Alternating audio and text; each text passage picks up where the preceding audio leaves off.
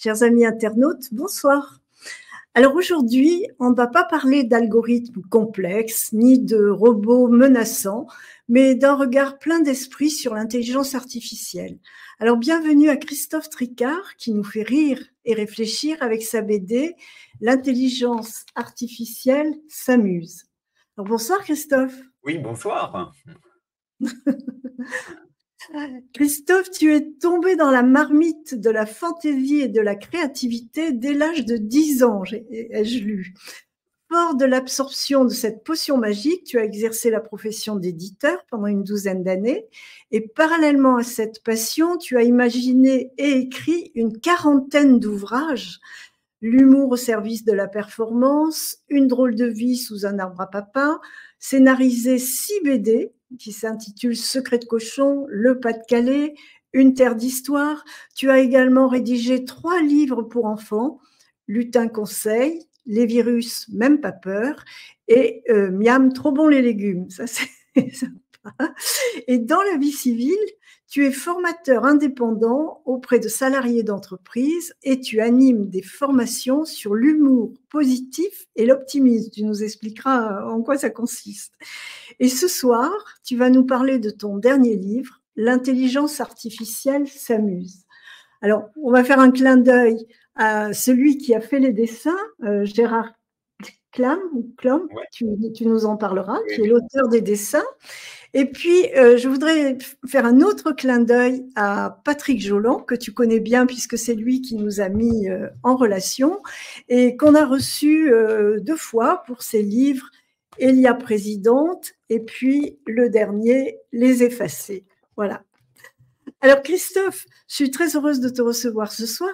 Est-ce que tu peux nous raconter ton parcours en quelques mots parce que j'ai bien conscience de ne pas avoir tout dit au fil de nos conversations pour préparer l'émission. J'ai saisi que tu avais des formations dans plein de domaines. Donc, je te laisse nous expliquer.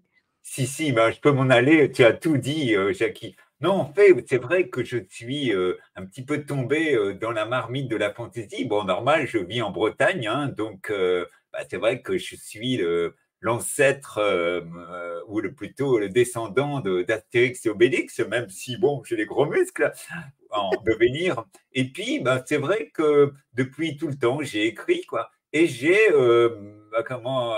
depuis 25 ans, écrit, comme tu l'as expliqué, des tas de livres qui vont de l'histoire à la BD, au livre jeunesse. J'ai Oui. même eu deux maisons d'édition à moi. Et puis, en 2012, j'ai complètement chaviré, je veux dire. Et puis, j'ai changé d'orientation tout en gardant, bien sûr, le côté écriture, parce que bon, c'est quelque chose que j'adore faire. Et puis, je me suis tourné sur la formation pour adultes, sur un domaine que je connais bien, parce que dans mon entreprise, on utilisait beaucoup l'humour à travers les livres et puis aussi dans le management. Et puis, j'ai formé je crois que je suis à peu près à 1000 personnes en entreprise, quoi. Donc, sur comment utiliser un petit zeste d'humour dans son quotidien. Et actuellement, c'est vrai qu'on en a plus que besoin pour, soit pour déstresser, soit pour faire passer des messages, soit pour, dans le cadre hospitalier, un petit peu détendre aussi les patients, les familles. Donc voilà, donc j'interviens. Bientôt, je vais dans un hôpital. Je vais bientôt aller en Suisse aussi, quoi. Donc c'est tout azimut, quoi. Et puis en parallèle, il y a 3 ans, j'ai écouté comme une émission sur une radio du service public qui s'appelle France Inter, quoi, hein, qui nous enterre bien, quoi. Hein. Et j'ai entendu un philosophe qui s'appelle Éric Sadin et qui parlait des travers et des dangers de l'intelligence artificielle. Je me souviens toujours, j'étais en train de boire mon café, j'ai failli m'étouffer parce que moi, comme le kidam, je pensais que l'intelligence artificielle allait tout faire, j'allais pouvoir mettre mon cerveau à la poubelle et puis que c'est lui qui allait faire le job. Et puis, il a commencé à balancer un petit peu les dangers, donc je me suis documenté. Et puis, à partir de là, je me suis dit, waouh, il y a quelque chose à faire. Et donc, j'ai créé cette BD ouvrage, l'intelligence artificielle s'amuse. Et puis, pour terminer cette présentation, à mon grand étonnement, j'ai présenté bien sûr cette BD à tous les éditeurs de France de BD. Et puis, on m'a taxé souvent comme politiquement incorrect. Je me dis, waouh, je suis sur la bonne voie. C'est qu'il y a quelque chose à faire passer, quoi, parce que ça rappelait des souvenirs quand même assez récents. Et puis voilà, donc c'est une BD que j'ai auto-éditée il y a, comment maintenant, qui est paru il y a 3 mois. Ben, bravo. Et pourquoi avoir traité ce sujet sous forme de bande dessinée, justement, et pas un livre, Ouais, bon, même sur un ton humoristique, mais ouais, en bon, dessin. c'est vrai que les lecteurs le verront, quoi. Il y a un maximum de bandes dessinées, donc en 4 cases, un petit peu ce que les anglophones, les Américains peignent les scripts, mais il y a aussi les textes. Et puis, je pense que c'est par tempérament, quoi. C'est vrai que bon, je suis pas du genre pleurnichard. Et puis, on est d'une part aussi dans une période qui est quand même morose, quoi. Donc, si moi, en plus, je rajoutais l'amorosité dans mes bouquins, bon, voilà, je n'ai plus qu'à me faire marchand de mouchoirs, quoi, hein. Peut-être que ça sera plus lucratif, d'ailleurs. Et puis aussi, une dernière chose, c'est que par l'humour, on peut faire passer des tas de choses. D'ailleurs, je me suis rendu compte que les gens d'en face avaient peur de l'humour, quoi, parce que je les embêtais, quoi, hein. Donc, puis j'ai déjà eu des petits échos en me disant même à mon niveau, et puis je suis tout content parce que je peux faire passer des messages. Et puis, ils peuvent rien dire parce que et c'est percutant, quoi. Et puis ça fait sourire. On va tout à l'heure, on passera quelques planches de ce livre que je te demanderai de commenter. Mais je voudrais dire que ce qui est très intéressant, c'est que bien sûr, le livre est traité par sujet. Alors il y a un petit personnage qui représente l'intelligence artificielle sous forme de robot. Il est marrant, il est mignon comme tout, ça dépend des situations. Et puis à chaque nouveau thème, il y a quand même une page de texte qui commente de façon très, très sérieuse et très intelligente, avec sous forme de clin d'œil naturellement intelligent, comme tu écris, la situation. Est-ce que tu veux qu'on commence par montrer quelques planches d'abord? Ouais, oui, tout à fait. Bon, ça va être parlant, effectivement. Dire que c'est moi qui l'ai fait, c'est pas un robot, quoi. Donc une vraie personne. Oui, oui. Alors, Eric, si tu veux bien, si la régie veut bien passer la première image qui est alors Voilà, donc ça c'est la couverture. Et puis la couverture, on a, c'est comme toute couverture de livre, c'est très difficile à choisir, quoi. Et puis là, c'est vrai que le fait d'avoir des personnages sous forme de marionnettes qui sont manipulés par l'intelligence artificielle, comme tu le disais, par ce petit robot sympathique mais très lubrique, hein, c'était tout à fait ça ce qui se passe actuellement, quoi. On ne se rend pas compte, quoi. Donc qu'il y a une sale bestiole, une sale technologie qui nous manie, bon, qui nous rend service, mais qui nous manie beaucoup, quoi. Alors, dans l'image suivante, voilà. Alors voilà, donc là, l'opération réussie, c'est vrai que ça m'amusait de commencer très fort, parce qu'en fait, comme je disais tout à l'heure, c'est vrai que beaucoup de nos contemporains l'utilisent, que ça soit comment ChatGPT ou autre, quoi. Et puis, en un clin d'œil ou une seconde, on a l'information, quoi. Et donc, globalement, on n'a plus besoin de notre cerveau. Alors justement, dans ce gag, j'imaginais, alors je ne sais pas si les téléspectateurs peuvent voir, quoi. On peut Donc, peut-être l'agrandir, peut-être que la voilà, oui, régie peut à la agrandir fin. cette page.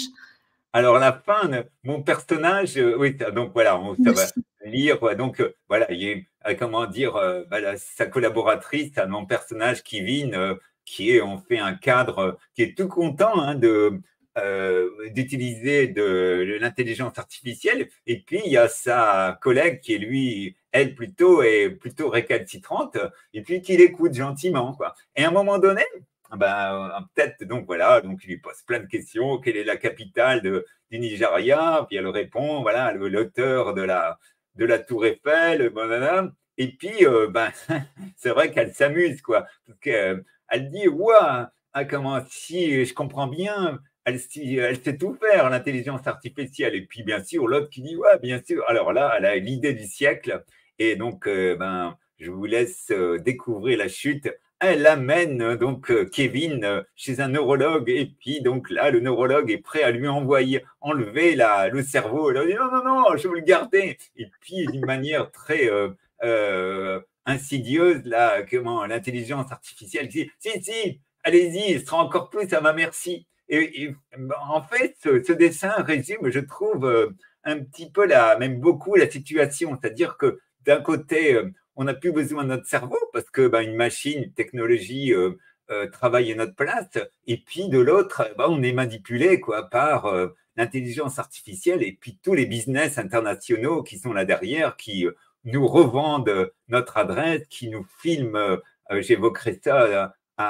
J'ai même une anecdote toute fraîche à longueur de journée par des caméras, je crois qu'il y en a 2 millions en France, et officiellement, donc officieusement, peut-être qu'on peut multiplier par 2, quoi. Donc voilà, c'était ce petit dessin que je voulais aussi montrer pour commencer vraiment très fort quoi, l'album. Oui, oui, c'est la première image qui met bien, hein, qui nous avertit bien sur les dangers. Alors là, ça c'est une comment je me suis fait, je sais que Anne Hidalgo et tous les gens l'ont lu quoi, une partie quoi, et ça m'amusait bien de savoir qu'effectivement on peut à travers des photos, des vidéos trafiquer la réalité, et donc là c'est la scène qui devient un vrai paradis, hein, grâce à l'IA, et en fait Christophe, on est presque aux Jeux Olympiques là. Ouais, plus relax. Et donc, là, comment dire, Eric, tu peux descendre un petit peu, là. Et puis la réalité, elle est tout autre, c'est-à-dire que l'héroïne l'amène dans la vraie scène, quoi. Et là, le personnage a plus du tout envie de se baigner parce que il découvre une scène avec des rats, des détritus et tout. Donc, c'est ce décalage aussi que je voulais montrer entre ce que peut faire l'intelligence artificielle, donc maquiller la réalité, donc faire un vrai paradis. Mais ceci dit, la réalité, elle est toujours aussi sinistre, entre autres dans la scène, quoi, parce que se baigner dans la scène, moi, je ne mettrais pas un orteil, quoi. Hein, donc, voilà. Donc, il y en a qui sont malades. Et, alors là, dans le domaine de l'entreprise. Voilà, donc là, contrairement à ce que nous vantent les gros business, les politiques, les journalistes, l'intelligence artificielle va faire beaucoup de dégâts, quoi. C'est-à-dire que c'est à peine une caricature quoi, où on voit dans la case numéro 2 mon personnage qui est bousculé et envoyé, au rose par l'intelligence artificielle, parce que c'est vrai que ça va faire des dégâts énormes, quoi. C'est le FMI, donc on ne peut pas dire que le FMI est complotiste ou autre, quoi. Décrété il y a déjà 1 an que l'intelligence artificielle allait supprimer officiellement 400 millions d'emplois dans le monde, quoi. Donc ça va vraiment faire beaucoup de dégâts, quoi. Hein. Et puis donc voilà, je voulais un petit peu ce qui se passe déjà en Chine ou en Corée du Sud, peut-être dérouler le reste. Hein.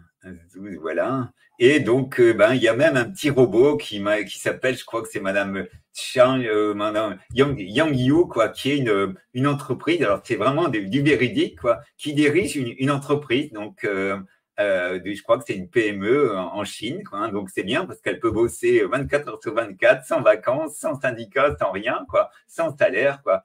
Et bon, c'est à peine la caricature, c'est-à-dire que si on étend l'intelligence artificielle dans tous les domaines, il y aura énormément de gens qui vont être impactés. Donc, ça va bien sûr les journalistes, les auteurs, mais aussi les standardistes. D'ailleurs, je ne sais pas si vous vous êtes rendu compte, il y a au moins 50% des standards qui sont automatiques. Et d'ailleurs, j'ai fait comme une petite expérience parce que je suis comme tout le monde, j'en ai marre d'être embêté quoi, par des pubs. Et là, il y a une voix tout agréable, donc d'une IA qui me pose la question, oui, vous êtes qui? Et puis je dis, voilà, je suis Emmanuel, et votre nom, c'est Macron. Et puis elle m'a répondu, ah, enchanté, monsieur Emmanuel Macron, on est là pour vous servir, quoi. Donc voilà, tout ça pour dire qu'on est hyper manipulé. Et puis, c'est vraiment des emplois en moins, parce que ça va aussi, bien sûr, se faire opérer par un robot. Ça va être dans les écoles, bientôt, on va avoir que des écoles. En Corée du Sud, il y a des magasins qui sont gérés que par des robots. Il n'y a plus du tout de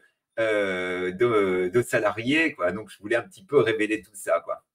Mais c'est vraiment impressionnant parce que je t'ai pas caché que je me suis amusée puisque chaque chapitre a un titre et puis un texte, comme je l'ai montré tout à l'heure. Et je me suis amusée à poser des questions de ton texte, tes questions à ChatGPT. Et alors, juste sur ce, j'étais impressionnée par la vitesse de la réponse et puis par la richesse des informations. Parce que je lui ai donc posé ta question, l'IA va-t-elle provoquer un chômage de masse? Tu devines ce que ChatGPT m'a répondu. Elle m'a dit que l'IA va transformer plus qu'éliminer des emplois. Donc déjà, elle est et elle nous dit qu'elle ne fait pas qu'automatiser, elle génère aussi de nouveaux métiers. Bon. Et alors, elle cite les emplois les plus vulnérables qui sont les tâches répétitives, les services à la chaîne, certains métiers créatifs, rédaction standardisée, retouche de photos, etc. Mais que d'autres métiers vont être renforcés en disant que l'IA devient un outil d'augmentation humaine. J'avoue que j'en ai eu la chair de poule quand j'ai lu ces termes.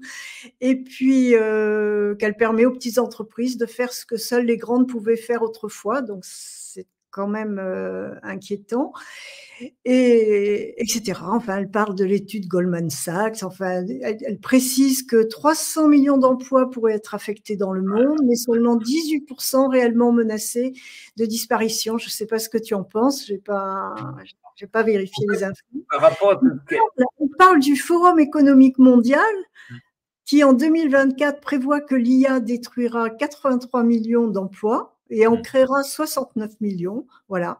Et l'OCDE souligne que les pays ayant une bonne politique de formation continue s'en sortent mieux.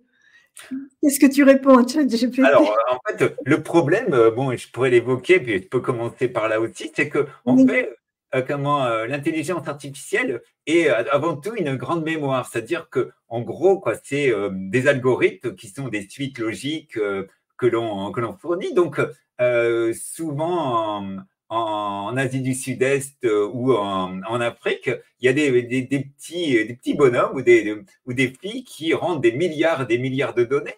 Ce qui fait que c'est une grande base de données très sophistiquée. C'est vrai que c'est des dizaines, voire des centaines de milliards d'informations, qui est très au point, parce que ça a commencé, comment je peux faire un petit aparté sur l'historique, on a commencé à parler de l'intelligence artificielle dès 1953, quoi, même après la guerre, quoi. Et donc, le terme est apparu, je crois, en 1956, et puis après, avec les premiers ordinateurs dans les années 60, et plus l'armée américaine qui était toute contente parce qu'au Vietnam, il fallait aussi développer des armes et puis des robots, quoi, pour utiliser. Et puis bon, voilà, on sait que quand les militaires s'y mettent, ça devient efficace parce que c'est des milliards et des milliards, quoi. Puis après, avec l'arrivée d'Internet, c'est sûr qu'à partir des années 2000, et puis là, depuis 2-3 ans avec ChatGPT ou d'autres technologies, c'est super efficace, quoi. Donc, les petits bonhommes rendent des milliards et des milliards de données pendant 7-8 heures par jour, voire plus, pour quelques dollars par jour, quoi. Donc, c'est vraiment abominable. Et donc, c'est au point, quoi. Sauf que, Patrick Joland le dit bien, c'est que l'intelligence artificielle n'est pas neutre. C'est-à-dire que elle va réagir suivant ce qu'on lui propose, ce qu'on lui va rentrer, quoi. Donc, tout le discours officiel qui dit oui, vous savez, bonjour, tout va aller bien. En fait, vous allez voir, l'intelligence artificielle va être merveilleuse. Vous allez pouvoir vous allonger dans un hamac, tout ça. Bah oui, ça, c'est normal. Elle recrache de ce cas-là, ce qu'on lui a ingéré. Sauf que on pourra l'évoquer. D'une part, il y a toutes les incertitudes, plus toutes les aussi, je dis toujours, ils n'ont pas les moyens de leur ambition, quoi. Hein. Donc voilà, tout ça, c'est normal, quoi. C'est-à-dire que c'est un petit peu le discours officiel qu'on peut entendre à longueur de journée. Et puis, bien sûr, il faut injecter. Et puis, je dis pas que l'intelligence artificielle ne rend pas service, parce que c'est vrai qu'elle peut être très intéressante dans des tas de domaines, quoi. Donc dans la recherche, mais aussi jusqu'à un certain seuil, par exemple dans la médecine aussi, quoi, hein, pour tout ce qui est diagnostic. Là, bon, c'est encore un sujet à caution, quoi, aussi, quoi. Mais bon, voilà, il y a des limites, quoi. Donc ça, c'est sûr. Dans la préparation de cette émission, et c'était très inquiétant ce que tu m'as dit, c'est que bon, là, on sait que pour l'instant, l'intelligence artificielle est guidée par des humains. Mm-hmm. Donc, elle ramasse, elle récupère les données que des humains ont eux-mêmes données. Mais tu m'as dit, tu peux nous expliquer à nos auditeurs, internautes, ce qui nous attend. Alors à la fin, je vais être optimiste, mais je vais pas donner des petits cachous, des neuroleptiques pour que les gens puissent survivre. Hein. Non, non, je vais finir par une fin optimiste parce que pour moi, c'est vrai que le scénario catastrophe va pas se révéler. En fait, ce qui risque de se passer, quoi, et moi je répète que des gens comme Patrick Joland qui sont de grands scientifiques, c'est que pour l'instant, la majorité des données sont encore rentrées par des humains, quoi. Mais Oui. à très court terme, parce que tout va très vite, quoi, on va avoir une majorité de données qui vont être rentrées par des intelligences artificielles. Donc, ça va être vraiment le gag, c'est-à-dire qu'une intelligence artificielle va demander à une autre intelligence artificielle, et mon pote, t'as pas des informations à me donner, quoi. Donc ça va être forcément le bazar, quoi. Et c'est aussi ce qui va peut-être créer leur perte, quoi. C'est-à-dire que on est un petit peu dans les apprentis sorciers, quoi, parce que tout va trop vite, quoi. Et puis il y a un moment donné, même les grands vont plus pouvoir savoir gérer parce que tout va trop vite, quoi. Ça c'est sûr. C'est-à-dire que l'humain va reprendre la suprématie. Oui, oui, j'expliquerai à la fin que bon, voilà. Oui. Bon, là, non, mais là, ce qu'il faut dire aux auditeurs, c'est qu'on est en plein dans l'œil du cyclone. Enfin, encore pendant peut-être 2 ans, quoi. Ça, c'est sûr qu'il faut s'accrocher, il faut être lucide. Je parlerai de la dépense énergétique que ça Oui, génère aussi, quoi. Donc, c'est vrai que là, il faut pas se cacher en ce moment. On a quand même des gens qui sont en manette, quoi. Et puis, qui ne travaillent pas spécialement pour notre bien, quoi, ça c'est sûr. Hein. On peut peut-être passer l'image suivante qui est sur le sujet des journalistes. Oui.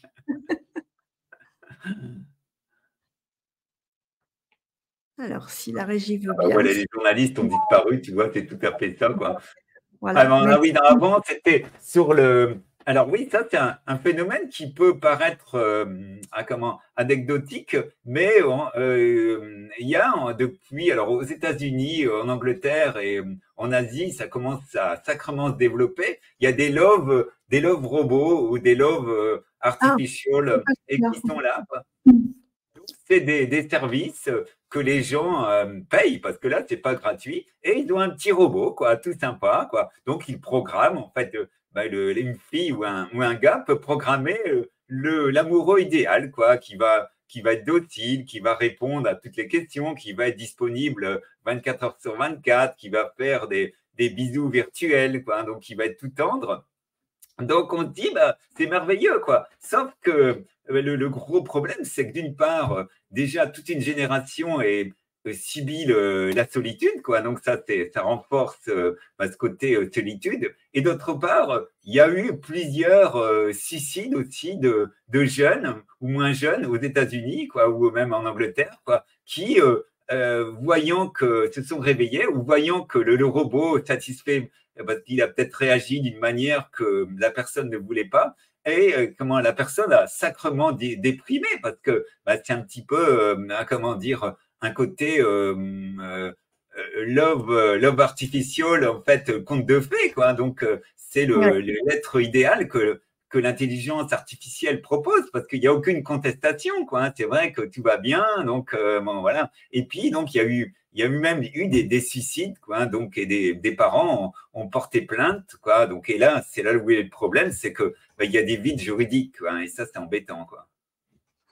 Alors, comme je suis un peu fleur bleue, on va finir la page et puis après je raconterai.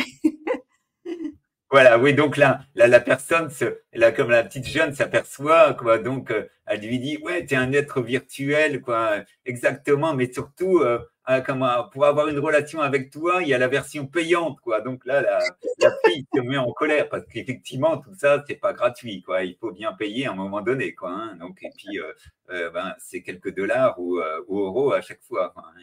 Ouais. Alors, je me suis amusée, mon côté fleur bleue, à demander à ChatGPT, l'amour virtuel existe-t-il?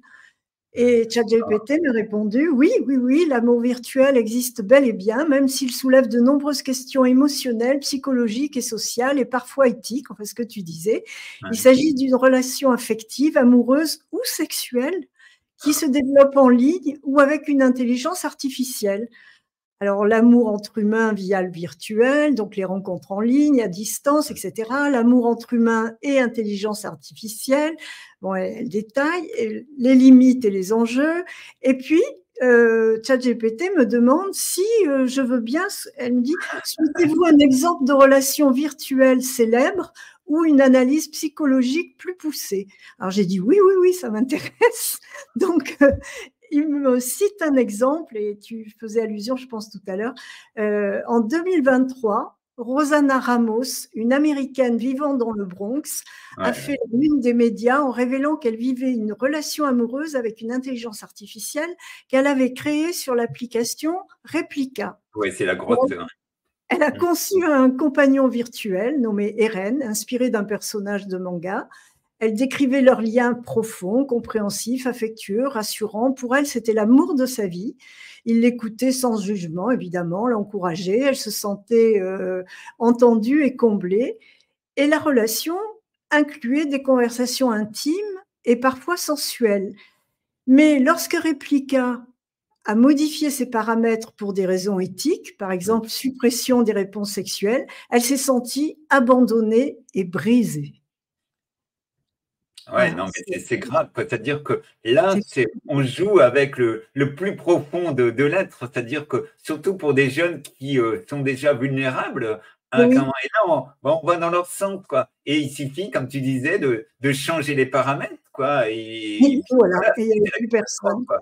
Alors bon, c'est sûr que pour les marchands de préservatifs, je vais faire de l'humour noir, où il y aura plus de divorce, quoi. Parce que, mais non, mais c'est vrai que c'est grave, quoi. C'est une situation. Alors, pour l'instant, c'est encore assez marginal, quoi. Quoique Replica a quand même, je crois, 20 millions d'abonnés, quand même, hein. Donc, c'est pas marginal, quoi. Alors, en France, on n'en parle pas trop, mais bon, ça va venir, hein. Ça, c'est sûr qu'on va voir un Replica, The French Lover, quoi, qui va arriver, quoi. Hein. Donc, c'est déjà là, certainement, quoi. Et alors, ChatGPT me donne en conclusion sa moralité. Ces exemples montrent que l'amour virtuel peut provoquer des émotions authentiques, bon, oui, même si le partenaire n'est pas réel. Il reflète parfois un besoin humain de réconfort, d'écoute, de reconnaissance que le monde réel a peine à offrir. Et il continue, souhaitez-vous que je vous aide à analyser ce phénomène du point de vue psychologique, philosophique ou même juridique, amour et droit numérique, ce dont tu parlais tout à l'heure? Alors j'ai dit oui, bien sûr, je veux savoir. Et donc il y a toute une analyse psychologique assez intéressante quand même, hein, voilà, sur le sentiment de sécurité, les avantages, l'estime de soi renforcée, compensation affective, effet thérapeutique temporaire, les risques, la dépendance affective, la fuite du réel, l'isolement social, l'idéalisation, parce que comme l'IA s'adapte à vous, et ben elle devient une projection de vous-même, et donc la relation ne peut pas être équilibrée. Non, non, mais c'est oui, désastreux, quoi. Donc, c'est et vrai alors que c'est. après, l'analyse philosophique, peut-on aimer quelqu'un qui ne ressent rien? Mais la personne qui fait cette démarche, elle oublie que c'est une intelligence artificielle qui ressent rien. Ouais, non, mais c'est ça. C'est-à-dire que les gens sont. En fait, on est dans une société qui est tellement à la fois individualiste, puis on voit bien depuis 4 ans, le côté informatique, visio a tellement pris le pas, quoi. Bon, c'est vrai que et donc c'est un cadeau empoisonné qu'on peut faire à des tas de gens, quoi. On renforce leurs besoins de tendresse, d'amour, quoi. Et puis là, c'est à domicile en plus, hein. Donc voilà. Mais sauf que c'est grave, quoi. Le côté effectivement, en fait, je pense que pour revenir aussi à la définition de l'intelligence artificielle, le mot intelligence, c'est vraiment en fait du marketing. Oui, parce que c'est pas intelligent. C'est pas une intelligence, non, c'est une mémoire, c'est bon, une petite bébête qui, qui ressort des tas de documents, qui va faire des calculs, qui va, mais bon, là, c'est limite en plus aussi, hein. Bon, qui peut être dangereuse, parce que là, on en parlera tout à l'heure, c'est vrai qu'elle a aussi, elle peut être même autonome, quoi, hein. Donc, bon, c'est vrai que mais surtout pas une intelligence, parce qu'une intelligence, c'est quelqu'un qui réfléchit, qui crée, qui a des émotions, et tout ça, non, ils l'ont pas, quoi. Donc, le mettre dans le côté tendresse, amour, c'est grave, je trouve, hein. Donc, voilà. Ben oui, oui, oui. Et ChatGPT, donc toujours lui, souligne le cadre juridique et éthique de ces histoires d'amour en disant qu'il n'y a aucune loi qui reconnaît une relation avec une IA comme équivalente à une relation humaine. Mais il y a quand même eu en Chine et au Japon certaines personnes qui ont épousé des intelligences artificielles ou des hologrammes, alors en créant des précédents sociaux, bien que non reconnus légalement. Alors, comment on se sort de ce pétrin, quoi? Est-ce que l'intelligence artificielle a des droits? Si elles deviennent très évoluées, est-ce que on peut leur raconter en fait, est-ce qu'elle peut avoir une responsabilité? Ouais, non, là, tu vas nous raconter l'histoire de l'automobiliste. Voilà, oui, effectivement, ça c'est vraiment le nœud du problème. C'est-à-dire que comme tout a été trop vite, les juristes et puis les États n'ont pas pu créer des lois, des règlements, quoi. Donc il y a un vide juridique qui peut être très grave. C'est-à-dire qu'effectivement, c'est le cas de la voiture autonome qui va écraser un piéton. Alors, qui est responsable? Est-ce que c'est l'automobiliste qui est propriétaire de la voiture ou c'est le constructeur avec la… Et là, il y a un vide juridique. Alors, bon, il y a quelques petites avancées au niveau européen, mais c'est vraiment minime, quoi. Il faudra malheureusement avoir des tas de morts, quoi, avant qu'il y ait une législation qui se pose, quoi. Et comme c'est l'intelligence artificielle avance à la vitesse, quoi, de la lumière, on va avoir des sacrés problèmes, quoi, hein. Donc, oui. Mais voilà, donc ça, c'est aussi un autre problème, c'est qu'il y a un vide juridique, quoi, qui se passe. Et puis, pour l'anecdote, il y a même des avocats, en fait, qui sont virtuels maintenant, quoi. Donc, qui sont des IA, quoi, parce que ça va plus vite. Bon, soi-disant, c'est pour désengorger les tribunaux, donc on est tout content, quoi. Mais c'est du bluff, quoi, hein, donc pour moi, ouais. Oui, et puis on a vaguement cité le domaine de la médecine, mais oui, dans le domaine de la médecine aussi, c'est grave aussi. C'est grave et c'est aussi grave que pas grave, quoi. Je veux dire par là que les avantages sont colossaux, et d'un autre côté, les risques et les inconvénients le sont tout autant. C'est comme je crois qu'il y a un moratoire qui date déjà de 2 ans maintenant, où il y a 1000 scientifiques, dont certains sont à l'origine de la création de l'IA, qui disent stop, on arrête tout pour l'instant, quoi, on réfléchit, quoi, parce que tout va trop vite, quoi. Donc, le bon sens voudrait qu'on arrête à un moment donné en se disant, bon, comme il y avait une BD dans les années 70 qui était l'an 01, où il avait la société qui s'arrêtait d'un seul coup, où on n'avait que les hôpitaux, quoi, tous les services de première nécessité qui fonctionnaient et tous les autres réfléchissaient avec des réunions et tout. Et là, on en est là. Bon, et on en est aussi pour des tas d'autres domaines, quoi, parce qu'il n'y a pas que l'intelligence artificielle, quoi. Il y a tout aussi la consommation, la politique et tout, où on devrait à comment réfléchir. Mais bon, voilà, on continue, quoi, hein, mais voilà. Donc, oui, oui. Donc, je vais terminer d'une manière ludique, hein, parce que je sens qu'il y a des gens qui vont pleurer dans les chaumières, quoi. Mais non, rassurez-vous, comme un brave dame et monsieur, tout va bien se terminer, quoi. C'est l'optimiste qui parle. Oui, oui, mais surtout qu'à chaque fois qu'on aborde un sujet, quel qu'il soit, un domaine plutôt quel qu'il soit, la conclusion, c'est qu'on ne peut pas se passer de l'humain. Et j'en reviens à la médecine parce que ça me touche, mais malgré une enquête, si je peux dire, de diagnostic. On coche toutes les cases et normalement, on doit avoir un diagnostic précis et un plan de traitement qui en découle. OK, toutes les cases seront cochées, mais il va manquer l'analyse, l'examen clinique. Et voilà, et le sens clinique qui s'acquiert par l'expérience et qui remplace bien souvent beaucoup de technologies, certes très intéressantes, mais parfois inutiles. Hein. Non, mais... Une famille avec un très bon sens clinique va Oui. Oh, bah, diagnostiquer vite. J'ai deux exemples. Il y en a un que j'ai vécu, quoi. C'était il y a 2-3 ans, je me souviens, parce que je faisais mes formations avec des masques. Alors, faire des formations sur l'humour avec des masques, c'était l'horreur. L'humour, il y avait un monsieur qui arrive dans l'entreprise où j'intervenais et il avait une rage de dents, quoi. Alors le pauvre, je lui dis, bon, essayez quand même, quoi. Hein. Bon, vous verrez, quoi. Si au bout d'une demi-heure, c'est vraiment trop atroce, vous irez chez un dentiste en urgence ou à l'hôpital, quoi. Et en fait, il y a eu quelque chose de magique, c'est qu'il a tellement ri avec les jeux, avec ses collègues, que pendant 7 heures, il a oublié sa douleur et sa rage de dents, quoi. Après, il s'est empressé, bien sûr, d'aller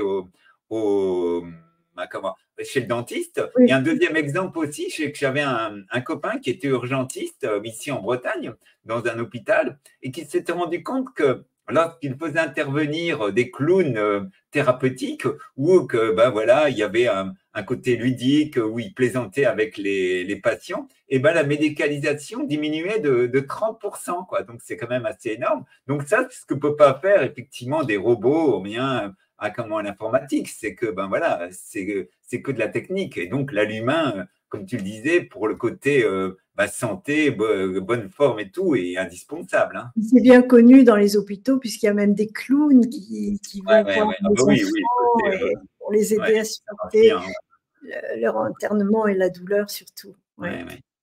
Alors, on l'a évoqué tout à l'heure et puis on est passé, on va y revenir. Quelle est la consommation énergétique de l'IA? Parce que c'est…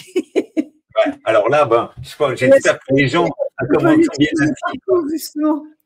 Parce que il y a 2-3 chiffres comme ça qui sont importants à savoir, qui révèlent effectivement l'étendue, alors qu'on nous bassine hein, qu'il faut faire des économies, qu'il y a un réchauffement climatique, nanana et tout. C'est que un data center, donc là où sont regroupés des milliards de données, où il y a des ordinateurs sur plusieurs étages, ça consomme l'équivalent en électricité de la ville de Lyon, quoi. Donc c'est pas négligeable. Et en eau pour refroidir tous les ordinateurs, parce que ça chauffe en fait, hein, ces bestioles-là. C'est l'équivalent, je crois, de la consommation en eau du Danemark. Donc c'est un petit pays, mais quand même, il y a du monde, quoi.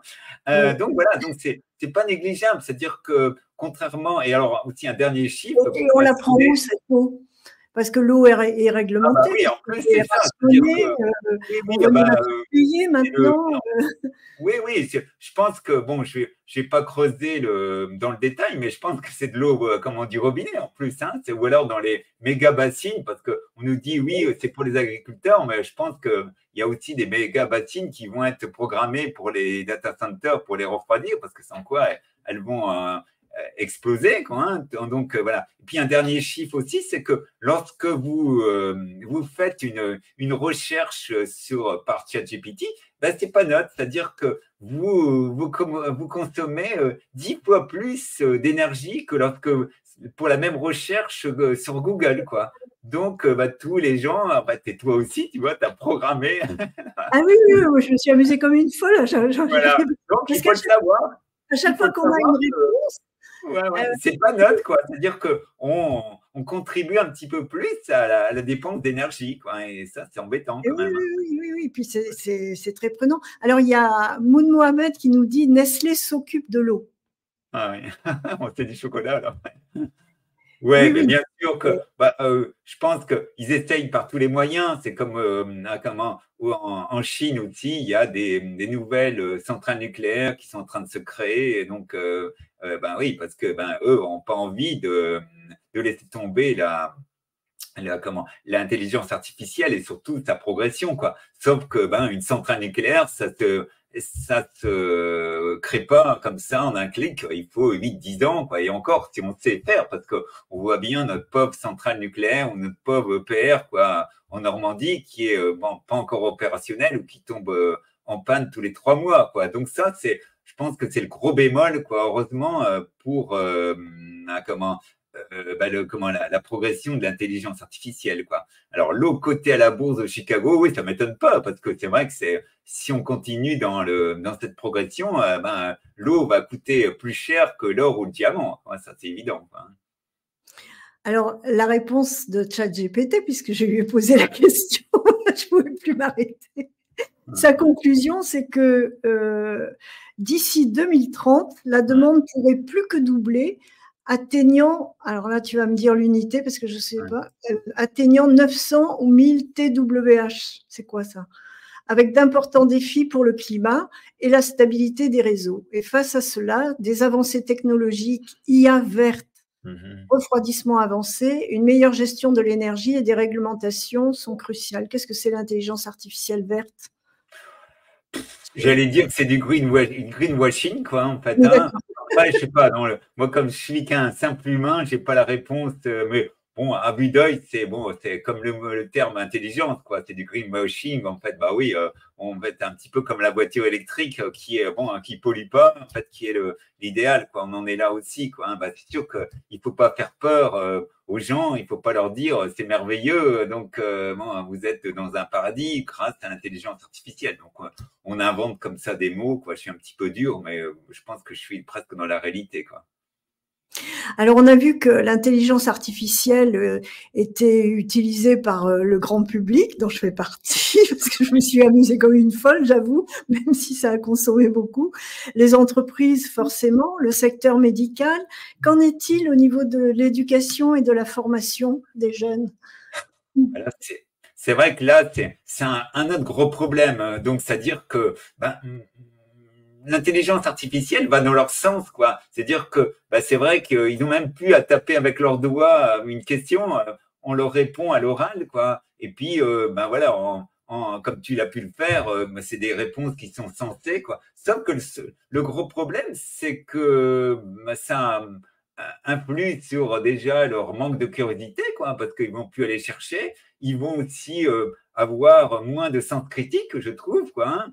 Et puis aussi, ça va canaliser aussi, comme je disais tout à l'heure, c'est-à-dire que comme ChatGPT ou autre est pas neutre, on va leur donner des réponses qui vont aller dans le sens que les grands penseurs ont voulu, quoi. Hein. Donc pas dans la forme critique. Donc voilà, donc ça limite la curiosité et la recherche, quoi. Hein. Donc c'est important. Et puis d'autre part, ben, c'est aussi, et ça c'est vrai pour les téléphones portables, c'est la pollution électromagnétique que ça engendre, quoi, parce que c'est bien beau les casques, mais bon, c'est des tumeurs à venir, quoi, hein, parce que c'est vrai que ça aussi génère beaucoup de pollution électromagnétique, quoi.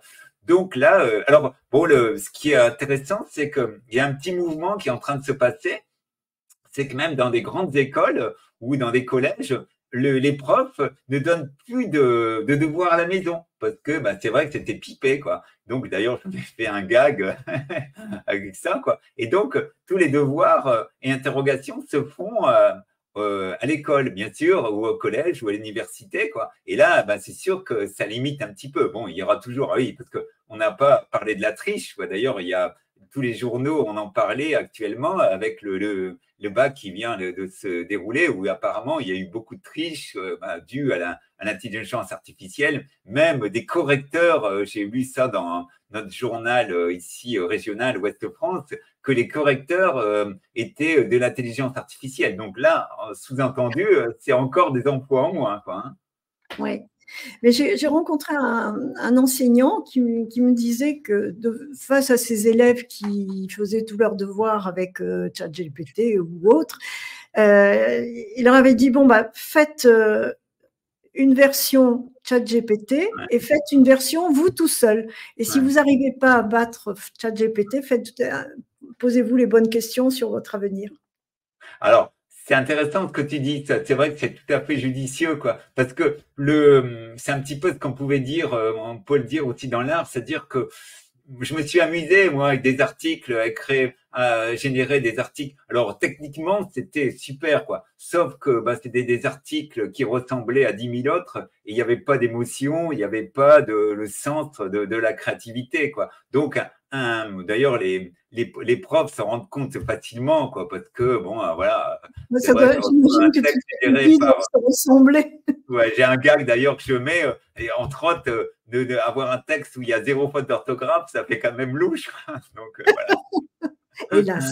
Donc, voilà, c'est des petits détails comme ça, quoi. Hein, donc, voilà. Mais bon, voilà, il y a une petite tendance, quoi, où on va resserrer, quoi. Puis, pour la triche, quoi, parce que pour les examens ou les devoirs, ça ne vaudra plus rien dire, quoi, parce que si tous les devoirs sont faits par l'intelligence artificielle, pourquoi enseigner, quoi, hein. Puis bon, aussi l'autre danger, c'est que le niveau culturel et intellectuel risque de baisser encore un petit peu plus, quoi. Hein. Merci Yann. Ouais. C'est gentil, merci. Et dans le domaine de l'art, est-ce que tu as vu certaines œuvres réalisées avec intelligence artificielle? Donc j'imagine que c'est du dessin numérique sur tablette ou… Oui, il y a un exemple qui est mondialement connu maintenant, qui d'ailleurs paradoxalement est pas trop dit, c'est le film Gladiator 2 de Ridley Scott, où on voit un nombre de figurants dans les arènes ou de combattants. Et en fait, dans la réalité, il y a deux types qui se battent et puis il n'y a rien à côté, quoi. Tout est virtuel, quoi. Et alors, ce qui est assez dingue, c'est que comme c'est considéré comme création artistique, le réalisateur n'est pas obligé de le montrer, quoi, au générique, quoi, de dire voilà que les X figurants, en fait, c'est des pipeaux, quoi, c'était que des figurants virtuels, quoi. Et aussi, là, je pense qu'on peut être aussi optimiste, c'est-à-dire que il y a déjà des livres ou des vidéos qui sont générées, quoi. Mais comme il n'y aura pas d'Hélénaire de Vinci, je vois pas, tu vois, comme je vois ton beau cadre derrière, c'est évident, quoi. Je le vois, on voit bien qu'il n'est pas généré par l'intelligence artificielle, parce qu'effectivement, il y a de l'émotion, il y a de la singularité. Donc, pour l'instant, ils font aussi illusion, quoi. Et dans le domaine de la littérature que je connais très bien, quoi, ça va marcher un temps, mais après, d'ici 2 ans, pourquoi quelqu'un va dépenser 18-20 euros pour un roman qui va ressembler à un autre? Parce que comme l'intelligence artificielle n'est pas créative, bon, pour l'instant, ça marche parce que c'est sûr qu'en le formatant bien, en disant voilà, telle histoire, bientôt Misso en fait, va être au chômage, quoi, parce que l'intelligence artificielle va faire mieux, parce qu'on va mettre un petit zeste d'humour, un petit zeste d'amour, d'intrigue, on va faire manger les personnages encore plus de baguettes, quoi, de pain, donc tout ça. Et puis après, voilà, qu'est-ce qu'on fait? On peut lui demander d'adapter le texte sur le ton de l'humour, sur le ton sérieux. C'est ça, c'est-à-dire, alors l'humour… c'est pas mal fait quand même.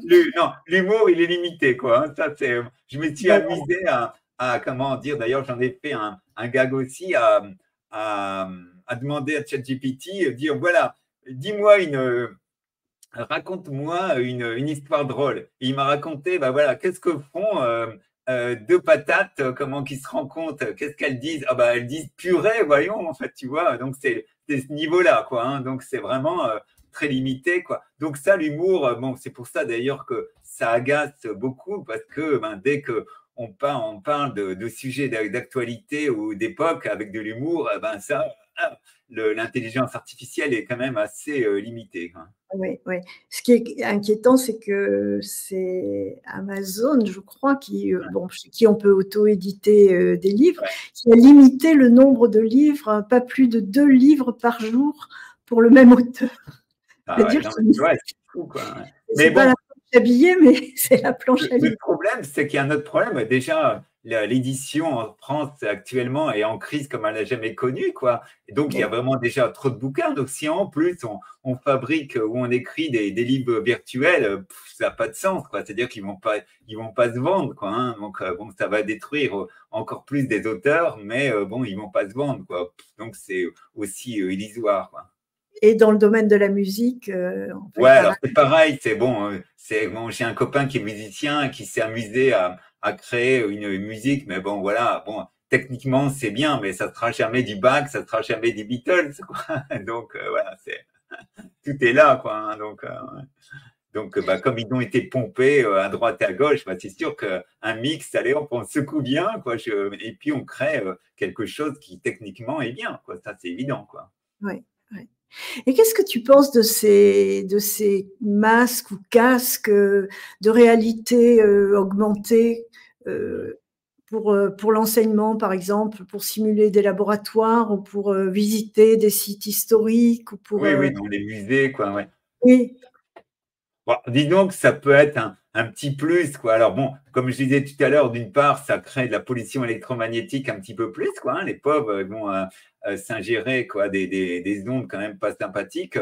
Et puis d'autre part, on en est toujours avec l'humain, quoi. C'est sûr que bon, moi, je préfère avoir un guide même qui va me répéter 36 fois la même chose, mais qui va avoir donné un petit côté humain, qui va raconter l'anecdote, que d'avoir un casque. Bon, alors toujours pareil, quoi. Ça va détruire encore plus des emplois de guide et tout, quoi. Et puis, bon, on va être. Bon, et puis, ça va. Je crois que le gros problème, c'est que ça isole encore plus la personne, quoi, parce qu'elle est avec ouais. son casque et puis elle a l'impression d'être dans un paradis, quoi, hein. Et retour à la réalité. Voilà, oui. Puis là, on a la réalité, ben, allez, bon, voilà.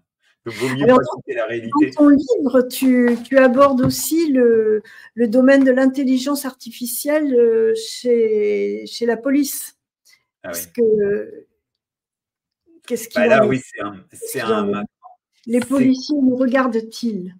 Oui, alors, ce qu'il faut savoir, c'est que entre autres, c'est que la police a comment, ou je ne sais plus quelle administration, a racheté à des bases de données d'individus parce que, bon, officiellement, elle n'a pas le droit de les commercer, d'en acheter, quoi. Donc, par des biais un petit peu obscurs, ils ont racheté. Et puis, ben, c'est vrai que ben, c'est ce qu'on vit là tous les jours, quoi, hein, comment, avec les caméras, comment qui sont, je crois qu'il y a plus de 2 millions, donc officiellement, de caméras qui sont installées en France, quoi, qui, ben, grâce à l'intelligence artificielle, sont encore beaucoup plus percutants, hein. Ça, c'est vrai qu'alors, bon, on pourrait dire oui, c'est bien parce que ça va repérer des gens, en fait, bon, un petit peu plus, voilà, comment, un petit peu plus, mais le contact humain, il est là. Est-ce que bon, à mettre des caméras, par exemple, dans des banlieues pour le trafic comment, oui, là, c'est subjectif, plus d'intelligence, dans les banlieues pour essayer de juguler le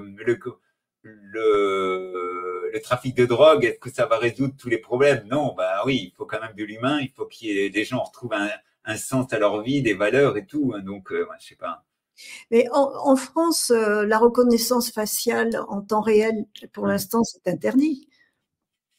Oui, mais alors bon, je ne sais pas, mais bon, qui comment empêche une municipalité d'avoir quand même de regarder, quoi. C'est, je sais pas, hein, en fait, hein, on sait bien que les lois sont pas spécialement toutes bien observées aussi, hein. Donc voilà. Mais je sais que en Chine, j'ai un ami qui en revient et là c'est l'horreur, quoi, parce que là en Chine ils sont passés de la reconnaissance faciale à la reconnaissance plantaire, parce que c'est sûr qu'avec les masques, ça pose problème. Donc, les Chinois font des pas et ils sont déjà observés, quoi, hein. Donc, ils vont dans les campagnes, il y a une caméra qui va leur dire non, non, tu jettes pas ton papier là, quoi, hein, ou des magasins virtuels, quoi, hein. Donc, ça, c'est vrai que c'est un petit peu dans le sens aussi de ta question avec la police, quoi, et donc d'être observé, quoi. J'ai une anecdote qui date d'il y a une semaine, j'étais dans une maison de la presse et puis pour dédicacer ma BD. Et puis, bon, à un moment donné, il n'y avait personne, quoi. Donc, il y avait plein de magazines comme en papier. Et là, j'en consulte qui s'appelle Breton, quoi. Donc, j'ai pas été sur le site, hein. Et qu'est-ce que j'ai vu 2 minutes après? Une publicité sur mon smartphone, alors que je n'avais pas été sur leur site. Et je me suis dit, merde, c'est des devins. Mais non, il y avait certainement des Oui, caméras qui étaient là. Et puis, on m'a vite reconnu, moi, Christophe Tricard, le grand Christophe Tricard. Allez hop, on va lui envoyer une publicité. Hein. c'est impressionnant. Alors, ChatGPT m'a dit, à vérifier, je n'ai pas vérifié, que depuis 2024, la loi autorisait l'analyse algorithmique des vidéos sans reconnaissance faciale pour les JO de Paris Oui, ah oui, ça 24 a été. et Ouais, certains événements à risque. ouais, ouais, ouais. Et que toute utilisation doit respecter le RGPD, les droits fondamentaux et être proportionnée. C'est quand même inquiétant. Oui, Ça me parce qu'il y a la, laisse avec les risques de pandémie. Là. C'est ouais, ouais. toujours. Il y a une loi qui devait être soi-disant temporaire et qui a été, je crois, de mémoire, allongée jusqu'en 2027, quoi. Hein. Donc, où effectivement, alors, qu'est-ce qui est aussi événement à risque, quoi? Est-ce que des copains qui vont se réunir pour manifester contre une bassine ou bien contre l'autoroute, là, à côté de Toulouse, est-ce qu'ils vont être une menace, quoi, pour leur public? Donc, tout ça, c'est subjectif, quoi. Hein. Donc, l'interprétation de la loi peut se faire comme ça facilement. Hein. Ouais. On avait une Ouais. dernière image qu'on avait prévu de Oui. partager avec les internautes. Ouais. Si la régie veut bien, c'était sur les journalistes, si tu Ah veux. oui. Voilà. Alors oui, là c'était la communication parlante. C'était juste avant, quoi. Hein. Donc, ouais.